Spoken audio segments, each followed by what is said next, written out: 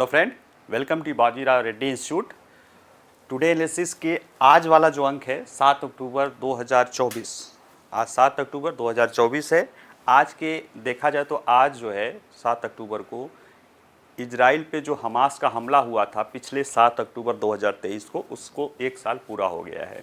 तो इस उपलक्ष्य में आज एक स्पेशल इशूज़ है, इजराइल पर हमास के आतंकवादी हमले की बरसी। और इससे जुड़े हुए दो पहले तो उस पहलू देखेंगे कि क्या क्या हुआ है और क्या हो सकता है, और उसी से ही जुड़ा हुआ जो संभावना जताई जा रही है उसको भी दो आर्टिकल है उसको देखेंगे। जैसे पहला देखिए, इजराइल पर हमास के क्रूर आतंकवादी हमले के एक साल बाद की जो वस्तुस्थिति है वो समझेंगे। और एक मामला ये है कि अभी हाल फिलहाल में 1 अक्टूबर को ईरान ने इजराइल पर हमला किया था, करीब 200 से करीब बैलिस्टिक मिसाइल हमला किया है। उसके बाद इजराइल के भी संभावना है कि वो हमला करे। खासतौर से आज के दिन तो संभावना लोग जता ही रहे हैं, अभी तक नहीं किया गया है जब तक क्लास चल रही है, आगे क्या होगा ईश्वर जाने। हालांकि हमास ने और हिजबुल्लाह ने इजराइल पर 7 अक्टूबर की बरसी पर रॉकेट फायर किया है। अभी इजराइल द्वारा भी उसका जवाब दिया गया है, लेकिन ईरान के संदर्भ में अभी क्या होना है वो कुछ नहीं है। तो इसमें देखेंगे कि किन किन रणनीतिक लक्ष्यों या स्ट्रेटेजिक टारगेटों को इजराइल देख सकता है, साझा उसको निशाना बना सकता है ईरान में। ठीक है, आइए पहले देखते हैं इजराइल पर हमास की क्रूर हमले और उसके बाद की वस्तुस्थिति। एक साल बाद कहाँ पे वो चीज़ें खड़ी हैं, पूरा इजराइल, हमास और मध्य पूर्व, और साथ ही साथ मध्य पूर्व के साथ वैश्विक राजनीति को भी थोड़ी सी समझने की कोशिश करेंगे। देखिए यहाँ पे दो तस्वीरें हैं। इधर वाली जो बाएं वाली तस्वीर है ये है 7 अक्टूबर 2023 के बाद जो इजराइल में जो क्रूर आतंकवादी हिंसा हुआ था उसके निशान हैं। और 8 अक्टूबर के बाद से हमास पे जो गाजा ने कार्रवाई की है, और वो भी कह सकते हैं डिसप्रपोर्शनिएट कार्रवाई की है, उसके भी ये प्रमाण हैं। कहते हैं तस्वीरें झूठ नहीं बोलती हैं, और ये दोनों तस्वीरें आपको साफ झलकाती है कि एक साल में क्या हुआ है, कहाँ से शुरू हुआ है, कहाँ तक पहुँचा है। हालांकि इसके पीछे और भी गहरी चीज़ें हैं जिनको हम समझने की कोशिश करेंगे। अगर हम देखें, परिचय के रूप में देखें तो 7 अक्टूबर का जो दिन है, आज का दिन है, यह हमास द्वारा इजराइल पर जो क्रूर आतंकवादी हमला किया गया था उसकी बरसी का दिन है। इसको लेकर दुनिया के विभिन्न राजधानियों में, शहरों में, खासतौर से पश्चिमी देशों में आंदोलन किए जा रहे हैं। हमास में फ़लस्तीनियों के लिए मांग की जा रही है, उधर कुछ यहूदीज़ हैं, वो मांग कर रहे हैं कि जो बंधक बने हुए हैं एक साल से उनके अपनों को वापस किया जाए। और कुल मिला के ये बात ये समझाई जा रही है कि मध्य पूर्व में शांति लाई जाए, यानी दोनों के बीच युद्ध विराम हो। लेकिन ऐसा हो नहीं रहा है। हो क्या रहा है? हो ये रहा है कि हाल फिलहाल में इजराइल ने अपने इस जब 7 अक्टूबर के हमले के बाद हमास पे कार्रवाई की, और हमास की कार्रवाई जब की थी तो उसके सॉलिडेरिटी में जो ईरान के प्रॉक्सीज़ हैं, एक्सेस ऑफ रेजिस्टेंस के, खासतौर से हिजबुल्लाह है, हौती है, वो सब जो है इजराइल पर हमले कर रहे थे। जब तक इजराइल हमास को एक तरह से उलझा हुआ था गाजा में, तब तक वो बस अपने आप को रोके रखा था। हाल फिलहाल में जब उसको लगा है कि वो हमास के सैन्य विंग को या सैन्य क्षमता को लगभग समाप्त कर चुका है गाजा में, और पूरी गाजा को लगता दमिदोज कर दिया है, तब उसने अपना लक्ष्य जो है हिजबुल्लाह में बढ़ाया। पिछले सितंबर से ही उसने हिजबुल्लाह में किया था। इस दौरान उसने कुछ हाई वैल्यू टारगेट अपनाए थे, जैसे ईरान में इस्माइल हनिया की हत्या कर दी हमास प्रमुख, और सीरिया के दमिश्क में जो है कई सारे जो है हमले किए गए थे, जिसमें ईरान का एक बहुत शीर्षस्थ कमांडर भी मारा गया था, IRGS का। ये सारी चीज़ें चल ही रही थी। हाल फिलहाल में जब हिजबुल्लाह में कई सारे पेजर अटैक हुए थे, उसी दौरान जो है एक हमले में हिजबुल्लाह प्रमुख हसन नसरुल्लाह की भी हत्या हो गई थी, या उसके साथ कई सारे हाई वैल्यू टारगेट या शीर्ष कमांडर हिजबुल्लाह के और IRGS के भी नेता मारे गए थे। उसके कुछ दिन बाद जो है ईरान ने 1 अक्टूबर को 200 बैलिस्टिक मिसाइल से इजराइल पर हमला किया है, जिसका जवाब देने की धमकी या बात जो है इजराइल के प्रधानमंत्री ने कहा है कि हम देंगे समय और टारगेट हम खुद चुनेंगे। और ऐसे में ये पूरा क्षेत्र, ईरान और इजराइल के बीच जो मिसाइल का युद्ध चल रहा है, वो पूरा इस मध्य पूर्व को एक क्षेत्रीय युद्ध के कगार पे ला दिया है। जरा सा हम उसको समझेंगे। आइए देखते हैं कि अब तक में मरने वालों की संख्या कितनी है। तो देखिए, ये गाजा का एक दृश्य है। एक महिला अपने बच्चे को ले रही है। जब भी युद्ध होता है ना, युद्ध या हिंसा, उसका खामियाजा सबसे ज़्यादा जो सबसे कमज़ोर होते हैं, ख़ासतौर से बच्चों को, महिलाओं को, बुज़ुर्गों को, उन्हीं को उठाना पड़ता है। और संभवतः शक्ति संघर्ष में इनका योगदान न भी हो, क्योंकि जब इजराइल में भी हमला हुआ था, हमास ने किया था, तो ज़्यादा से जो आक्रामकता दिखी थी वो निहत्थे लोगों पर ही दिखी थी। और कहीं ना कहीं वो इतनी ज़्यादा क्रूर थी, 2-2, 4-4 महीने के बच्चों तक को जला दिया गया था। ये इतनी क्रूर थी कि इजरायली मनों में, मन मस्तिष्क में आज भी वो डर बना हुआ है, और उस डर के साए में वो लोग चाहते हैं कि जो खतरा है वो हमेशा के लिए टल जाए। और दूसरी तरफ इस तरह के जो हालात होते हैं, ये इजराइल के विरुद्ध एक नए जो है कह सकते हो कि क्षोभ, विद्रोह की जो है बाल भावना को जन्म देते हैं, जो कहीं ना कहीं हमास या उस तरह के संगठनों को जो है खाद पानी देने का काम करते हैं। ठीक है, जरा से इसमें देखें, पारंपरिक हिंसा देखें तो देखिए, हिंसा के पारंपरिक मामलों के अनुसार भी मध्य पूर्व में संघर्ष के मौजूदा चक्र की लागत बहुत अधिक आई है। यानी जो परंपरागत तरीका है कि हिंसा देखा जाए तो हमास के आतंकवादी जब हमला हुआ था इजराइल पर, तो 1200 से अधिक इजरायली मारे गए थे, 400-500 जो है फिलिस्तीनी मारे गए थे। 200-250 बंधक बनाए गए हैं, जिसमें लगभग 100 बंधक आज भी, 1 साल के बाद ही आज भी जो है हमास के कब्जे में हैं। और जब गाजा पे इजराइल ने जवाबी कार्रवाई की, उससे लगभग 42,000 जो है फिलिस्तीनी मारे गए हैं, जिसमें से इजराइल का कहना है कि 1/3 से ज़्यादा जो है हमास के कैडर हैं।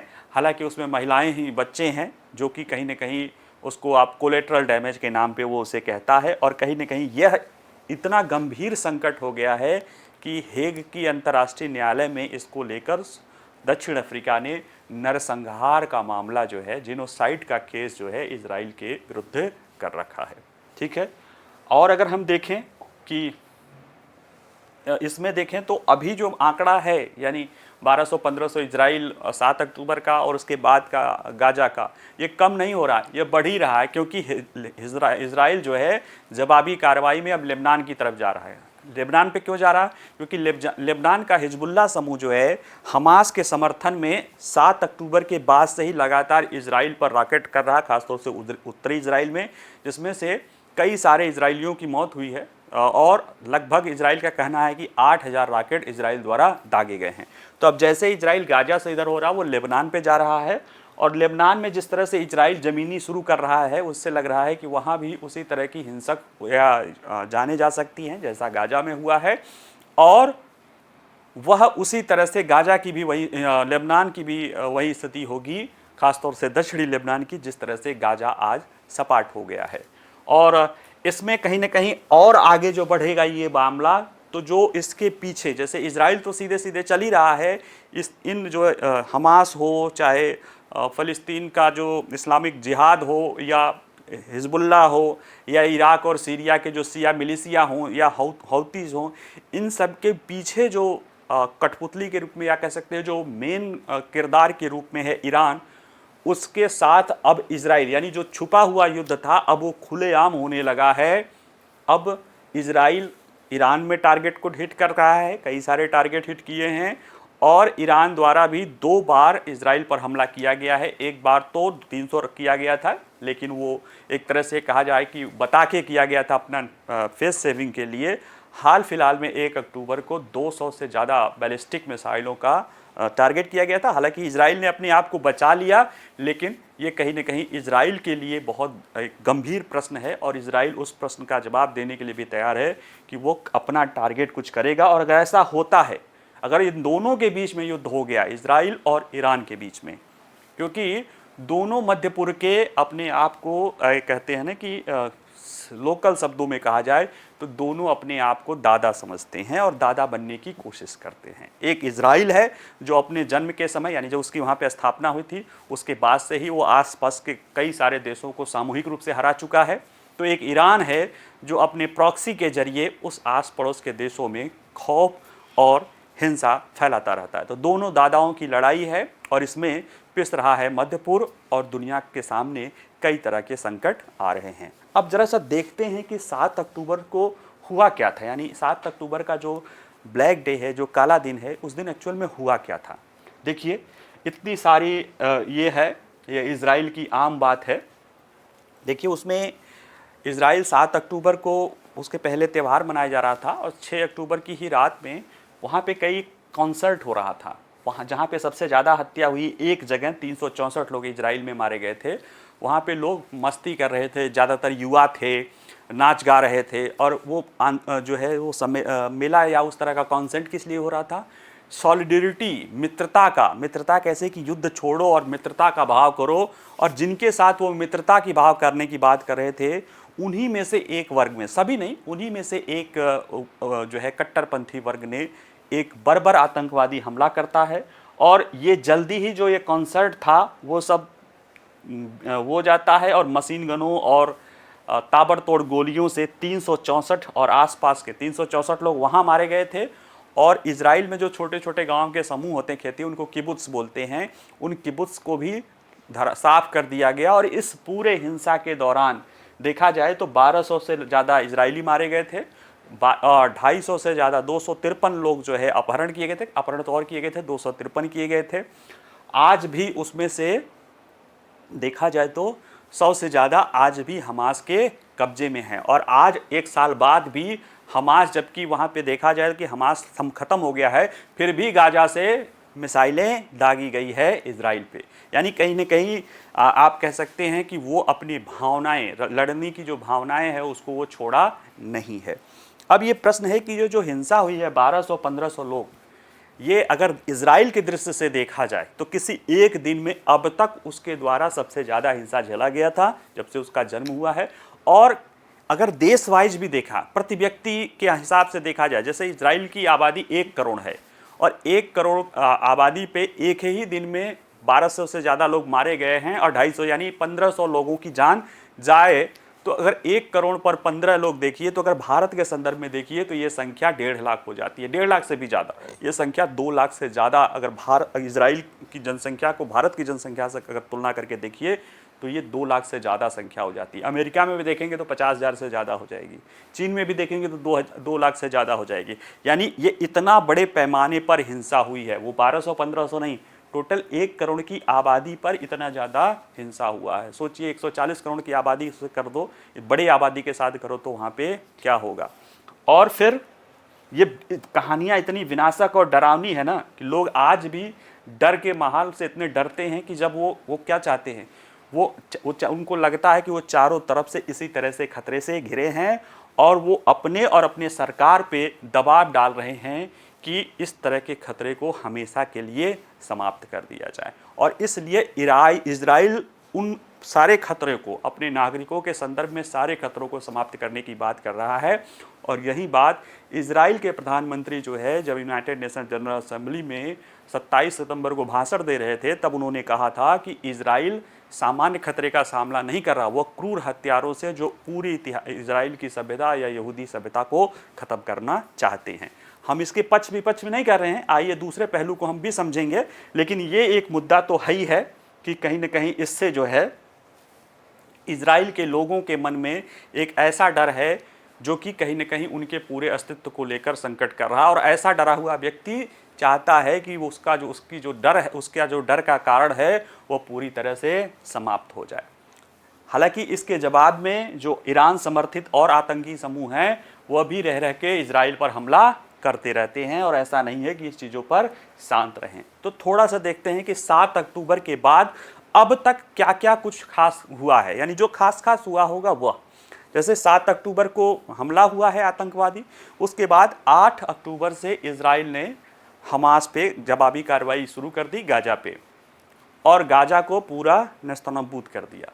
गाजा की टोटल क्षेत्रफल देखिएगा तो 200-300 किलोमीटर के आसपास था, 200-250 किलोमीटर, और आबादी थी 23 लाख यानी 2.3 बिलियन की आबादी थी, जो एक तरफ से इधर और इधर से उधर उलट पुलट डाला है इजराइल ने। और मृत्यु की संख्या भी देखा जाए तो 42-45 हज़ार है, यानी कि 2% आबादी की जान जा चुकी है, उसमें से ज़्यादातर बच्चे और महिलाएं हैं। अब अगर किसी देश से तुलना करें तो भारत से तुलना करोगे तो ये संख्या 2 करोड़ 80 लाख से ज़्यादा यानी 3 करोड़ के आसपास बैठ जाता है। अमेरिका से करोगे तो 80 लाख से ज़्यादा, यानी इतनी पैमाने पर तुलना, कम संख्या से न जाओ, पैमाने पर तुलना करोगे तो इतना बड़ा विनाशक इजराइल ने किया है। जब मैं इस हमले के बाद 9 अक्टूबर को क्लास ले रहा था, तब मैंने बताया था इस मुद्दे पर, आप जाके पीछे 9 अक्टूबर की क्लास देख सकते हैं, 9 अक्टूबर 2023 की। मैंने कहा था ये हमला ऐसा है जिसने इजराइल को झकझोर दिया है। उसका जो उसको अपनी सुरक्षा के लिए जो उसने डेटरेंस बना रखा था कि हमें कोई हमला करेगा तो हम इससे इतना हम जवाबी कार्रवाई करेंगे कि वो संभल भी नहीं पाएगा, उसके लिए अब इजराइल को ऑल टाइम वार, मतलब अब पूर्ण वार पे जाना है। और वही हुआ भी कि उसने पूरे हमास के लिए पूरे गाजा को तहस नहस कर दिया। डिसप्रपोर्शनेट उसने हिंसा फैलाई है, डिसप्रपोर्शनेट उसने हमला किया है। क्यों किया है? क्योंकि उसको लगता है कि अगर ऐसा नहीं करेंगे तो वह चारों तरफ से दुश्मनों से घिरा हुआ है, और फिर उसे और उसके आसपास के जो दुश्मन है, खासतौर से जो ईरान के प्रॉक्सी हैं, उनके चार्टर्स में ही है यहूदियों की पूरी सभ्यता को विनष्ट कर देना। ठीक है, तो पहले उसके बाद जो है जैसे 8 अक्टूबर से शुरू होता है, उधर से हिजबुल्लाह भी छोटा मोटा रैकेट शुरू कर देता है। लेकिन जो मेन टर्निंग पॉइंट आती है, एक चिंता का विषय जो है वो आता है कि यमन के जो हूतीस हैं, यमन में शिया मिलिशिया हूती हैं विद्रोही, उन्होंने लाल सागर में अमेरिकन और इजरायली जहाज और उनके दोस्तों के जहाज का करके टारगेट करना शुरू कर दिया, और पूरे लाल सागर को और स्वेज नहर वाले क्षेत्र को एक तरह से चिंताग्रस्त स्थिति में या संवेदनशील क्षेत्र में बदल दिया।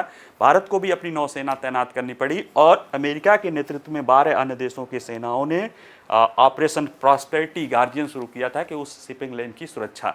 इसके बावजूद भी बहुत सारे जहाज आज भी दक्षिण अफ्रीका से घूम के जाते हैं, अरे अफ्रीका का पूरा चक्कर लगा के जाते हैं, जिनके कारण शिपिंग कॉस्ट में 20 से 30% की वृद्धि हो जाती है। अगर ये देखें तो इसलिए एक टर्निंग पॉइंट के रूप में है। फिर क्या देखें कि गाजा में अल शिफा अस्पताल पर हमला। गाजा का सबसे बड़ा अस्पताल था अल शिफा, जो करीब 6 मंजिला इमारत थी। इजराइल ने उसके भी हमला किया, टारगेट किया, क्योंकि उसका कहना था कि हमास का पूरा कमांड एंड कंट्रोल सिस्टम उस अस्पताल के नीचे है। एक बात और भी देखने में आई कि गाजा में बहुत सारे टनल बने हुए थे, और हमास ने और उधर हिजबुल्लाह ने भी स्कूल, शरणास्थल और अस्पतालों में इन लोगों ने जो है अपने उसके नीचे बंकर और अंडरग्राउंड बना रखा है, यानी ह्यूमन सेल्ड, और उसमें भी बच्चों, अस्पतालों, महिला का जो है ये लोग जो है अपने ह्यूमन सेल्ड के रूप में प्रयोग करते थे। हालांकि इजराइल अपने जवाबी कार्रवाई के पहले लोगों को चेता दिया था कि आप लोग वहाँ से हट जाओ, बाहर हो जाओ, हम समय दे रहे हैं, ये सब कुछ किया।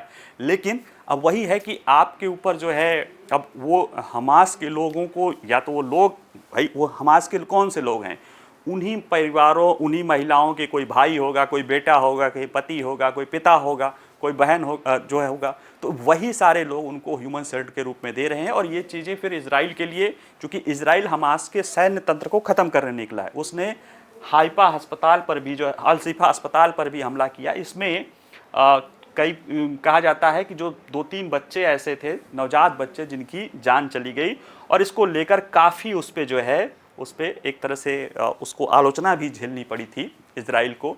तो ये भी एक टर्निंग पॉइंट था, कहीं ना कहीं इसने भी दुनिया में बहुत बड़ा ह्यू एंड क्राई मचाया। और उसके बाद जो है एक मामला होता है तकरीबन 48 दिनों की लड़ाई के बाद, कि एक ट्रूस डील होती है, मतलब अस्थायी शांति वार्ता, यानी विराम, युद्ध विराम होता है, 4 दिवसीय अस्थायी युद्ध विराम होता है। इसमें यह तय हुआ था कि 50 अगर इजराइल छोड़ेगा तो इधर से मतलब 3 गुना जितना छोड़ेगा, इतने से 3 गुना उधर छोड़ा जाएगा। और इस तरह से करते करते इजराइल ने 50 लोगों को रिहा किया था, जिसके बाद 200 फिलिस्तीनियों को इजराइल ने भी, हमास ने 50 किया, इधर से 150 फिलिस्तीनियों को रिहा किया गया था, जो उसके विभिन्न जेलों में बंद थे। इसमें यही एकमात्र अब तक युद्ध विराम का जो अस्थायी था, जो उस 3-4 दिन तक इजराइल ने भी उसको पालन किया। हालांकि उसके बाद फिर ये बातें जो है समाप्त हो गई, और फिर से युद्ध में चीज़ें लग गई। और इसके बाद जून में भी सुरक्षा परिषद ने, अभी तक संयुक्त राष्ट्र सुरक्षा परिषद कोई भी प्रस्ताव लाता था तो उसको अमेरिका वीटो कर देता था इजराइल के विरुद्ध। अमेरिका ने जितने भी सुरक्षा परिषद में वीटो किए हैं, उसमें से आधा से ज़्यादा इजराइल के विरुद्ध प्रस्तावों पर वीटो किए हैं। लेकिन ये प्रस्ताव अमेरिका में, यानी इजराइल के विरुद्ध सुरक्षा परिषद का एकमात्र प्रस्ताव पास हुआ, क्योंकि अमेरिका भी इसमें सहमत था, और वो था कि दोनों शांति समझौता करें। हालांकि उसको लेकर इजराइल के प्रधानमंत्री का कहना है कि ये समझौता नहीं कर सकते हैं क्योंकि इससे हमास को अपने आप को मेंटेन करने की शक्ति मिलेगी। और उनका कहना है कि हमारा दो उद्देश्य हैं। दो उद्देश्य क्या था? अपने जो बंदी हैं उनको वापस लाना है और हमास की पूरी सैन्य तक शक्ति को नष्ट कर देना है। और इसलिए इजराइल ने इस संधि समझौते के बावजूद भी उसको स्वीकार नहीं किया।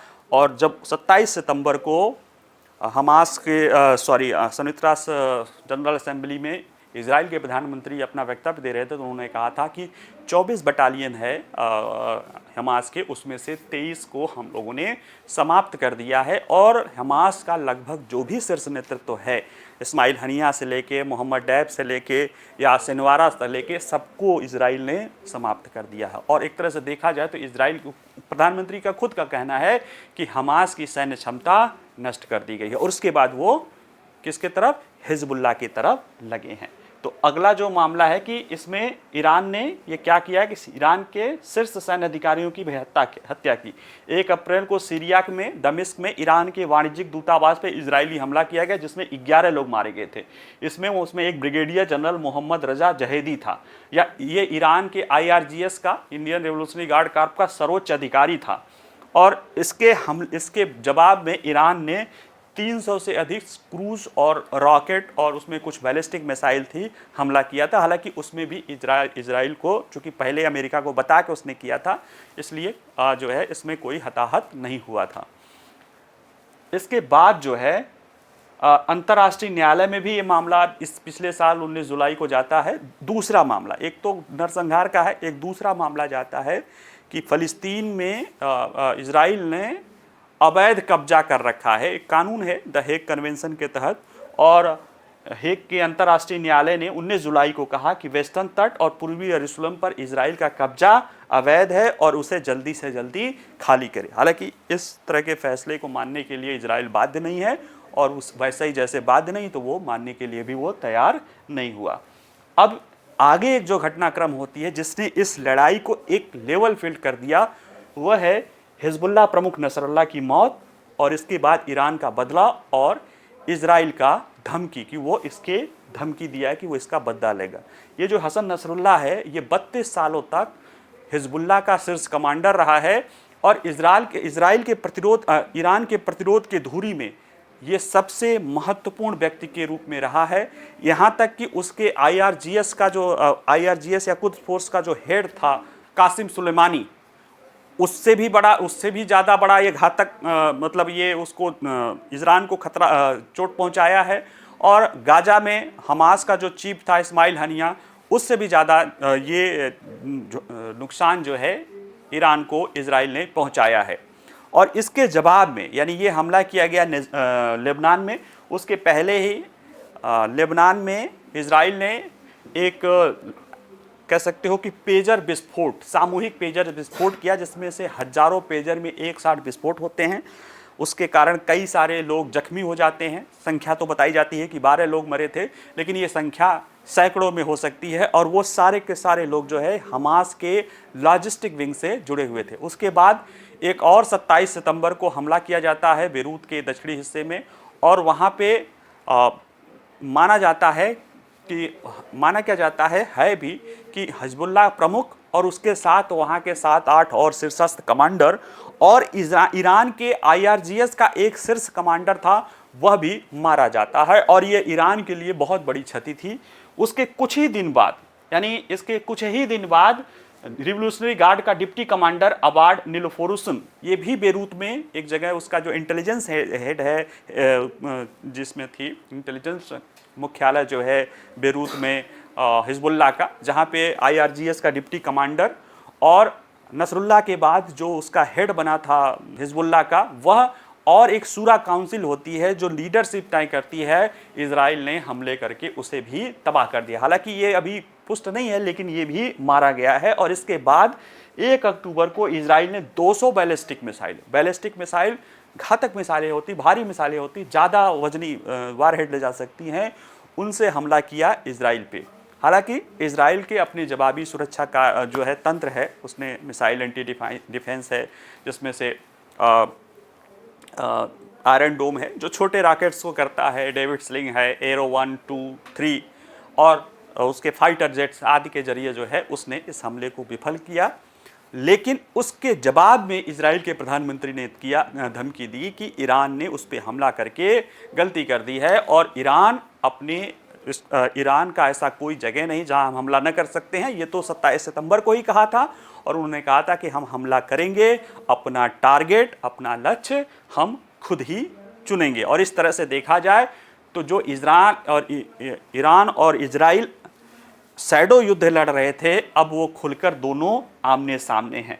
और ये बात कहा जाए तो देखिए मध्य पूर्व में क्षेत्रीय युद्ध का खतरा बढ़ रहा है। तो देखिए ये शैडो युद्ध यानी अब एक प्रश्न ये है कि मध्य पूर्व में वर्तमान स्थिति को दोषी कौन है, इसे किसने शुरू किया, ये सब प्रश्न अब बेमानी हो गए हैं, क्योंकि उनके बीच की जो लड़ाई थी वो सदियों पुरानी है, शिकायतें सदियों पुरानी है, धार्मिक है, जातीय है, क्षेत्रीय है, राष्ट्रवादी है। और सबसे बड़ी बात है कि वहाँ पे अब जो दोनों लोग लड़ रहे हैं, इजराइल और ईरान, इजराइल शांति चाहता है, लेकिन वो कैसा शांति चाहता है, वो अपने अपोनेंट पर इतना भारी हो जाना चाहता है कि वो उनका जो विरोधी है या एडवर्सरी है वह विरोध करने या आप पर हमला करने की स्थिति में न हो। तो वो इस तरह की शांति चाहता है कि सामने वाला बिल्कुल ही धराशायी हो जाए, यानी वो आक्रामकता वाली शांति, आक्रमण के जरिए शांति चाहता है। और इसी जरिए वो अब तक डेटरेंस पावर के तहत यानी भयदोहन शक्ति के तहत वो शांत तो नहीं कह लेंगे, लेकिन हाँ सुरक्षित स्थिति में पड़ा था। लेकिन 7 अक्टूबर के बाद स्थिति बदल गई है। उसने गाजा को पूरा तहस नहस कर दिया है, इतने हजारों लोगों की जान गई है। सोचिए आज फिर भी गाजा से रॉकेट हमले हुए हैं, यानी कहीं न कहीं अब यहाँ पे इजराइल के सामने प्रश्न है कि उसका डेटरेंस पावर पर कैसे बचाया जा सके। उस पर 2 बार मिसाइलों से हमला ईरान कर चुका है। और ईरान हमास नहीं है, ईरान हिजबुल्लाह नहीं है, ईरान हूती नहीं है, ईरान उन कुछ प्रमुख देशों में है जिसकी सैन्य क्षमता माने रखती है। ईरान के पास सेना है, ईरान के पास IRGS है, ईरान के पास मिसाइल की बड़ी बड़ी, हालांकि ये बात ठीक है कि अमेरिकी प्रतिबंधों के कारण पिछले 40-45 सालों से उसकी स्थिति कमज़ोर हुई है। लेकिन वो देश देखा जाए तो कैसे चल रहा है, वो देश चल रहा है मौलवी मुलाओं के शासन है। और उनका उद्देश्य क्या है, इस्लाम के नाम पर क्षेत्रीय वर्चस्व की खोज। और इस क्रम में वो अपने जो एक्सेस ऑफ रेजिस्टेंस के रूप में जो डमी हैं उनको और उनको मदद से इजराइल को क्या करना चाहता है, समाप्त कर देने की उसका लक्ष्य है। तो ऐसे में एक तरफ ईरान है जहाँ पे मौलवी मौलाओं का शासन है, काफ़ी ताकतवर व्यवस्था है, और वो चाहता है कि इजराइल समाप्त हो जाए। यानी कहीं लॉजिक का कोई स्रोत नहीं है। क्यों समाप्त हो जाए, क्योंकि उनकी धार्मिक विचारधारा के अनुसार वो फिट नहीं बैठता है, वो छोटा शैतान है। अब शैतान को तो मारना ही पड़ेगा, तो इसलिए उनके लिए तो इजराइल पर हमला जायज़ है। अब दूसरी तरफ इजराइल है जहाँ पे ये लोग ये ठान के बैठे हैं कि हमें पूर्ण सुरक्षा चाहिए। पूर्ण सुरक्षा के लिए वह फिलिस्तीनी लोगों की आकांक्षा है, जो उनकी अपनी मामला है, उसके लिए भी जरा सा भी सहन करने के लिए तैयार नहीं है। तो दोनों तरफ के लोग लॉजिक को छोड़ दिए हैं, और जब लॉजिक छूट जाता है तो युद्ध तो ही होता है। वार्ता, शांति, कूटनीतिक सब चीज़ खत्म हो जाती है जब आदमी रिलेशनल ढंग से सोचना छोड़ सकता है। और ऐसे स्थिति में ये पूरा क्षेत्र एक तरह से विस्फोटक स्थिति में बैठ गया है, बारूद के ऊपर बैठ गया है। और इसको एक रोकने का एकमात्र जो प्रभाव दिखा सकता था, राजनीतिक प्रभाव, वो अमेरिका दिखा सकता है। लेकिन अमेरिका की भी स्थिति असहाय दिख रही है। क्यों? क्योंकि अगर देखा जाए तो वहाँ पे चुनाव होने वाला है एक महीने में। एक तरफ है प्रेसिडेंट जो है राष्ट्रपति जो बिडेन, हालांकि वो उम्मीदवार नहीं है, लेकिन उन्होंने ईरान को कहा है कि वो न्यूक्लियर साइट आदि पर हमला न करे।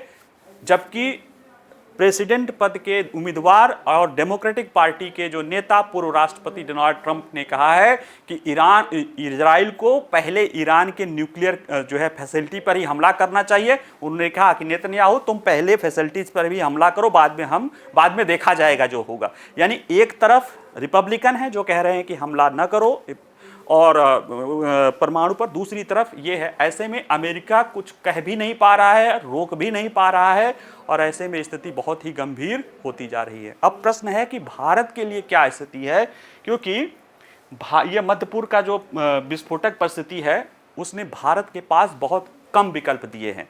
कई बार क्या होता है ना कि समय ऐसा आ जाता है कि जब आपको चुप रहने से भी आप दोषी ठहरा लिए जाते हैं। आप अगर कुछ नहीं करेंगे तो भी आपको उसका दोष या उसका नुकसान उठाना पड़ता है। जैसे अब आप सड़क पे जा रहे हो, दो सांड लड़ रहे हैं, अब आप कुछ न करें तो भी आप मारे जाओगे।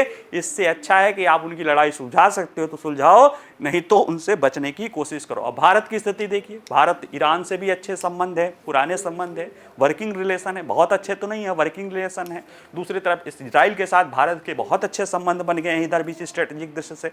अब ऐसे में भारत करे तो करे क्या, दोनों लोग लॉजिकली सोच नहीं रहे हैं और आप उसमें कर क्या सकते हैं। लेकिन स्टेक पे इतना लगा है कि कुछ न कुछ आपको करना पड़ेगा। स्टेक पे क्या लगा है, उस पूरे खाड़ी क्षेत्र में हमारे लगभग 90 से 1 लाख से 1 करोड़ लोग रह रहे हैं।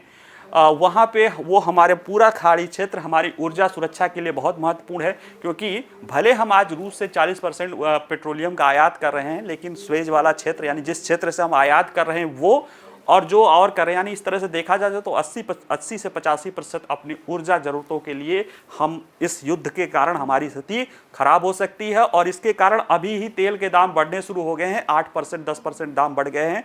और कई सारे अध्ययन बताते हैं कि अगर तेल का दाम $10 बढ़ता है तो इससे भारत का कंज्यूमर प्राइस इंडेक्स, या जिसे आम शब्दों में मुद्रास्फीति कहते हैं, वो 0.5% तक बढ़ सकती है। जिससे अभी हाल फिलहाल में RBI जो उम्मीद की जा रही है कि ब्याज दर को कम करेगा, वो फिर भूल जाने की बात है। और हो सकता है कि महंगाई बढ़ने से भविष्य में हमारे ब्याज दर भी बढ़ जाए। साथ ही अगर $10 भी वृद्धि हो जाती है तो हमारा आयात बिल भी 12 से 13 अरब डॉलर बढ़ सकता है। ये संख्या बहुत ज़्यादा है। और ऐसे में अब भारत क्या कर सकता है, भारत को अब क्या करना है, तो देखिए भारत इस ईरान और इजराइल को अभी वो कुछ खुल के नहीं बोलता था। हालांकि इजराइल के बारे में तो 1-2 बार उसने कहा भाई कि फिलिस्तीनी की स्वतंत्रता, स्वतंत्र फिलिस्तीनी राज्य की बात करता है, लेकिन ईरान के बारे में तो भारत ने अभी तक कुछ भी नहीं किया। हालांकि इस हमले के समय ही भारत की नौसेना चीन जो है ईरान के आसपास जो है सैन्य अभ्यास के साथ गई है ईरान के लिए, तो कुछ गेस्चर पोस्चर होगा। लेकिन कुल मिला के हमारे लिए ये है कि अब हमें खुल के बात करनी होगी इनसे, इन लोगों की, कि भाई अब बहुत हो चुका है, आप दोनों लोग गलत कर रहे हो, माने चाहे न माने, लेकिन कहने की ज़रूरत है। और इस संदर्भ में भारत को उस क्षेत्र के अन्य देशों के जिससे भारत के उस क्षेत्र के अन्य देशों के साथ, यानी देखा जाए तो सोचिए ईरान और इजराइल जो एक दूसरे के जान के दुश्मन, इन दोनों से वर्किंग संबंध है, तो ये है। और बाकी देश हैं जैसे कि सऊदी अरब है, जैसे कि आप जॉर्डन है, मिस्र है, संयुक्त अरब अमीरात है, इन सारे देशों के साथ हमारे अच्छे संबंध हैं। अब इनके साथ मिलके थोड़ा सा इस चीज़ को शांत करने की कोशिश करना चाहिए, क्योंकि ये अगर फुल स्केल युद्ध में बदल गया तो निश्चित रूप से इसमें और लोगों के कूदने के और इसके एक गंभीर परिणाम पूरे दुनिया को देखने को मिल सकते हैं। ठीक है, तो ये पूरा मामला रहा है। अब एक मुद्दा और आ रहा है, जैसे कि ये हो रहा है कि इजराइल के ने कहा है कि हम हमला करेंगे, अपना लक्ष्य और अपना समय खुद चुनेंगे। ऐसे में एक बड़ा प्रश्न है कि इजराइल ईरान के किन रणनीतिक जो लक्ष्य है उनको टारगेट कर सकता है। इसमें कुछ लोग कह रहे हैं कि वो उनके सैन्य प्रतिष्ठानों को करेगा, कुछ लोग कह रहे हैं कि वो उनके ऑयल को करेगा, कुछ लोग कह रहे हैं कि वो न्यूक्लियर प्रतिष्ठानों को करेगा, कुछ लोग कह रहे हैं कि कुछ लोग क्या, बल्कि बेंजामिन नेतन्याहू की बातों से लग रहा है कि वो ईरान में रिजिम चेंज करने की बात सोच रहे हैं। यानी जो ईरान पे हमला होगा, 300-200 मिसाइल आई है, अब वो जो हमला होगा उसका जवाब ईरान देगा, ये ईरान ऐसा कह रहा है। तो ऐसे में अब ईरान पर ऐसा हमला करना होगा इजराइल को कि ईरान जवाब देने की स्थिति में न रहे, या अगर वो जवाब दे भी तो उसके बाद की स्थिति जो है कहीं ना कहीं वो उसकी क्षमता जो है कम हो जाए, ताकि ईरान को इजराइल को जो खतरा है ईरान से वो समाप्त हो जाए। तो आइए हम एक एक करके इन चीज़ों को भी थोड़ा समझ लेते हैं कि क्या क्या मामला है, चर्चा में क्यों है। तो देखिए, ईरान और इजराइल कई वर्षों तक प्रत्यक्ष टकराव से परहेज किया, लेकिन अब सीधे सीधे लेबनान पर इजराइल के आक्रमण और 6 महीने से भी कम समय में इजराइल और ईरान के बैलिस्टिक मिसाइल हमले के बाद अब दोनों देश खुले संघर्ष के करीब पहुंच रहे हैं, इसलिए ये चीजें चर्चा में है। इसमें देखिए, वर्तमान में इजराइल पहले की तुलना में अधिक जोरदार और सार्वजनिक तरीके से ईरान पर सीधा हमला करने के लिए तैयार है। ऐसे में समझें कि कहां कहां वो हमला कर सकता है। पहला टारगेट लोग जो बता रहे हैं कि वो तेल उद्योगों पर करें। क्यों? क्योंकि ईरान की अर्थव्यवस्था जो कुछ बची खुची है अमेरिकी प्रतिबंधों के बावजूद, वो तेल के ही कारण है। ईरान का जो तेल क्षेत्र है या गैस क्षेत्र है वो फारस के खाड़ी के आसपास के क्षेत्रों यानी कुवैत, सऊदी अरब और यूएई के आसपास वाला जो इलाका है उधर ही है।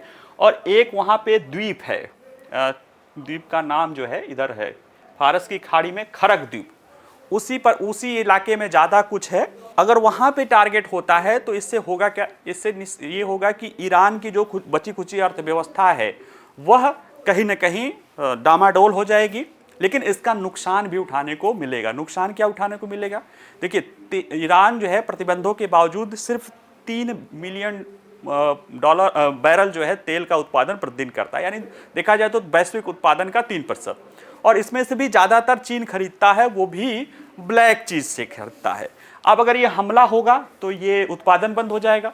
जब उत्पादन बंद हो जाएगा तो इसका प्रभाव देखा जाए तो कुछ नहीं कर रहा, लेकिन फिर भी पड़ेगा। क्यों नहीं पड़ेगा? क्योंकि ब्लैक रूप से चीन ईरान से काफ़ी तेल खरीदता है। अब वो तेल मिलना अगर उसे ब्लैक से बंद हो जाएगा तो फिर कहाँ जाएगा? वो मेन मार्केट में तेल का डिमांड करेगा, और चीन दुनिया में सबसे ज़्यादा तेल का आयात कर रहा है। तो ऐसे में जब डिमांड मेन मार्केट में जाएगी तो कहीं ना कहीं तेल की कीमतें बढ़ेंगी, और तेल की कीमतें बढ़ेंगी तो भारत जैसे देश और भी जो उसके सहयोगी देश हैं या यूरोपीय कंट्री हैं जो पहले से ही रूस यूक्रेन युद्ध के कारण झेल रहे हैं, उन पर स्थिति खराब हो सकती है। इसलिए इजराइल के सामने समस्या है कि फ़ायदा तो ये होगा उसकी अर्थव्यवस्था लड़खड़ाएगी, नुकसान ये होगा कि उसके अपने स्ट्रेटेजिक पार्टनरों के लिए दिक्कत होगी। इसलिए स्ट्रेटेजिक पार्टनर उनको समझा रहे होंगे कि ये काम ना करो, क्योंकि ये पूरा का पूरा अन्य इलाका, और ईरान ने भी कहा है कि हम पे हमला होगा तो हम कहाँ करेंगे? हम सऊदी अरब, कुवैत और उस पर यूएई पे करेंगे। अब है गुंडा है, उसकी बात है, वो चाहे जो कोई लॉजिक है चाहे नहीं, कह नहीं हम अमेरिका के सहयोगियों पर हमला करेंगे, यानी कि अमेरिका के उसके जो अमेरिका के सहयोगी हैं उस क्षेत्र में वो उन पर दबाव बनाए कि वो इस तरह के हमले न करें। अब दूसरा जो टारगेट देखा जा रहा है वह है ईरान की परमाणु सुविधा। देखिए, अरक है, फार्डो है, नटनाज है, इस्फान है, बुसरा है, ये कुछ उत्तरी मध्य इलाके में ईरान के कई सारे न्यूक्लियर फैसिलिटीज़ हैं। कहीं पे खनिज हो रहा है, यूरेनियम आदि खनिज कार्य हो रहा है, कहीं उसका प्रोसेसिंग हो रहा है, कहीं पे रिसर्च फैसिलिटी है, कहीं पे उसमें प्लूटोनियम बनाया जा रहा है, कहीं पे इस तरह की चीज़ें हैं। हालांकि ईरान कहता नहीं है कि हम बना रहे हैं, लेकिन सच्चाई यही है कि वो बनाया है, और कुछ लोग कह रहे हैं कि वो बहुत जल्द ही परमाणु बम बना सकता है। अब सोचिए कि एक देश है जो इतना हमला झेला है, अगर उसको लगता है कि किसी उसके शत्रु के पास अगर परमाणु बम हो जाएगा, जिसने ये लक्ष्य रख रखा है, जिस व्यवस्था का ये लक्ष्य है कि वो छोटे शैतान को समाप्त कर देना है, वो क्या करेगा? वो उसको डर लगा रहेगा कि ये फिर अगर इसके पास परमाणु बम आ जाएगा तो हमारा अस्तित्व ही समाप्त हो जाएगा। 1 करोड़ की आबादी है, छोटे से लोग हैं। ऐसे में इजराइल के लिए जो सबसे मुख्य जो है टारगेट लग रहा है वो यही लग रहा है कि इसकी परमाणु सुविधाओं पर हमला किया जाए। लेकिन इसकी परमाणु सुविधाएं बताते हैं कि ज़मीन के 150, 200, 300 जो है मीटर नीचे है, और इसमें सिर्फ अकेले ये कुछ नहीं कर सकता है। इसके लिए ईरान को, इजराइल को संयुक्त राज्य अमेरिका की भी ज़रूरत पड़ेगी। और वहाँ पे राष्ट्रपति कुछ और बात कह रहे हैं, और राष्ट्रपति पद का उम्मीदवार जो है डेमोक्रेटिक का, वो कुछ और कह रहा, पहले हमला करो फिर बाद में देखा जाएगा। और इसमें कहीं ना कहीं कुछ लोग ये कह रहे हैं कि भले ईरान बम बनाने के लिए पर्याप्त करीब है, लेकिन कितना भी जल्दी कर ले अभी उसको 1 साल लग सकते हैं। इसलिए ईरान पे इजराइल पर दबाव होगा अमेरिका का कि यार चुनाव तक रुक जाने दो, क्योंकि जो रिपब्लिक पार्टी का तो डोनाल्ड ट्रंप है, उसके लिए तो कोई दिक्कत नहीं है, लेकिन जो डेमोक्रेट लोग हैं उनका ज़्यादातर वोटर जो है मुस्लिम जो मतदाता हैं, उनकी अपनी कहीं ना कहीं सिंपैथी ईरान और हमास फ़लस्तीन के मुद्दों से है। ऐसे में उनको अपने वोट के कारण ये लग रहा है कि ये मामला अभी रोके रखो। अगला जो टारगेट हो सकता है वो सैन्य प्रतिष्ठान हो सकते हैं। कुछ लोगों को लग रहा है कि ये सबसे बेहतर विकल्प इजराइल के लिए होगा, क्योंकि इससे जो है जैसे उन प्रतिष्ठानों पर हमला करे जो 1 अक्टूबर के हमलों के लिए इस्तेमाल की गई बैलिस्टिक मिसाइलों का उत्पादन करते हैं, यानी जहां इस तरह की बैलिस्टिक मिसाइलें स्टोर हैं या उत्पादन किया जा रहा है या IRGS का सैन्य कमांडर है, कमांड सेंटर है, उनको तहस नहस करो, जिससे ईरानी जो है वायु रक्षा प्रणाली और इस तरह की चीजें भी नष्ट हो जाए। विश्लेषकों का कहना है इसे ईरान के हमले का सबसे बेहतर जवाब माना जा सकता है। हालांकि इसके अतिरिक्त अगर ये हमला करना भी पड़ेगा, मैं इसमें पढ़ा नहीं रहा हूं, लेकिन कुछ लोग ये भी कह रहे हैं कि इजराइल जिस तरह से टारगेटिंग किलिंग और करवाया है, वो ईरान के सर्वोच्च नेता की भी टारगेटिंग किलिंग करवा दे और उसका रिजीम चेंज कराने पर भी वो ध्यान दे रहा। हालांकि ये भी इतना आसान चीज़ नहीं है, लेकिन इस पर भी इजराइल अपना विकल्प उसके पास है, लेकिन उस हर विकल्प की तरह इसके भी अपने प्रोस एंड कॉन हैं, तो वो भी छोड़िए। आइए, अगर कोई भी हमला कर रहा है तो इजराइल को एक लंबी दूरी का हमला करना पड़ेगा। क्यों? क्योंकि इजराइल से ईरान के लिए कम से कम उसे 1000 मील यानी 1500-1600 किलोमीटर दूर जाके उसे हवाई हमला करना पड़ेगा। ऐसे में जो उसके विमान हैं उनको लगभग 1500 किलोमीटर की दूरी तय करनी पड़ेगी और भारी हथियार लेके जाने पड़ेंगे, यानी दूरी और कम हो जाएगी। हालांकि ये कोई बाधा नहीं है, इजराइल अभी कुछ ही दिन पहले ये कर चुका है कि लगभग इतना ही दूर पे वो यमन के हूतियों पर हमला, टारगेट पे अच्छा खासा हमला किया है बस। लेकिन यमन और इजराइल के लिए दिक्कत दूसरी बात है, क्योंकि इजराइल के पास S-300 है, रूस की जो है एंटी मिसाइल डिफेंस सिस्टम है, एंटी एयर जो है, जो 300 किलोमीटर तक के दूरी से हमलों को रोकने में सक्षम है। हालांकि अप्रैल के बाद जब इजराइल ने वहाँ पे हमला किया था तो S-300 को ध्वस्त किया था, लेकिन बात ये चल रही है कि शायद रूस द्वारा ईरान को S-400 की भी सप्लाई कर दी जाए, जो अधिक एडवांस और उन्नत मिसाइल रक्षा प्रणाली है। ऐसे में ईरान में इजराइल के लिए हमला करना रिस्की भी है। फिर भी कुछ लोगों कह रहे हैं कि इसका भी विकल्प है, क्योंकि इजराइल के पास सिर्फ हवाई ही हमले करना ही नहीं है कि फाइटर से जाए, उसके पास अपने पास जेरिको 3, जेरिको 2 जैसे, जेरिको 2 जो है 2000 मील यानी कि 3000 किलोमीटर से ज़्यादा, और जेरिको 3 4000 मील यानी 5000 किलोमीटर से ज़्यादा तक की दूरी तक की मिसाइलें हैं, बैलिस्टिक मिसाइलें हैं, जो इजराइल से ही उनके टारगेट को हिट करने में सक्षम है। और अभी तक जितना भी मामला आया, जितना भी हमला हुआ है, ईरान ने अपने सारे मिसाइलों का प्रदर्शन कर दिया है, लेकिन इजराइल ने अपने बैलिस्टिक मिसाइल क्षमता का प्रदर्शन नहीं किया है। और कुछ लोगों को लगता है कि उसके पास एक विशाल मात्रा में बैलिस्टिक मिसाइलों का भी जखीरा उपलब्ध है। ठीक है, इसी को विकल्प के रूप में कुछ लोग और तलाश कह रहे हैं कि भाई आर्थिक और साइबर हमला कर दो, जैसे पेजर विस्फोट वहाँ किए हो, ऐसे ही साइबर हमला करके ईरान की जो पावर स्टेशन है उनको तबाह कर दो, ईरान की जो और भी चीज़ें हैं उनको तबाह कर दो। और ये कर भी सकता है, क्योंकि वहाँ की एक यूनिट 8200 है, जो इजराइल डिफेंस फोर्सेस की सबसे महत्वपूर्ण गुप्त इकाई है, जो इस तरह के हमले करने के लिए जानी जाती है। इसने ही नेटनाज जो इजराइल संयंत्र था 2014-15 में, उसने इसको नाश किया था ईरान के। तो ये भी विकल्प है। हम ये सोचेंगे, हम ये मनाएंगे कि कोई भी विकल्प हो वो ऐसा हो कि इजराइल पर हमला करने के लिए ईरान बचे, या तो इतना ज़्यादा हो कि भाई आप अपने हमले में सफल ही हो जाएं, या इतना न हो कि वो सामने वाला उसको सोचे कि यार ठीक है हम हमला करेंगे तो और होगा, इसको छोड़ दिया जाए। क्योंकि दोनों ही स्थितियाँ, चाहे बहुत ज़्यादा हमला करे तब भी, क्योंकि देखा जाए तो चाबहार पोर्ट में $8 बिलियन का हमारा निवेश भी अटका हुआ है। तो ऐसे में भारत के लिए ये हमला अगर करता है, किसी भी टारगेट पे करता है, तो भारत के लिए तो नुकसानदायक ही है।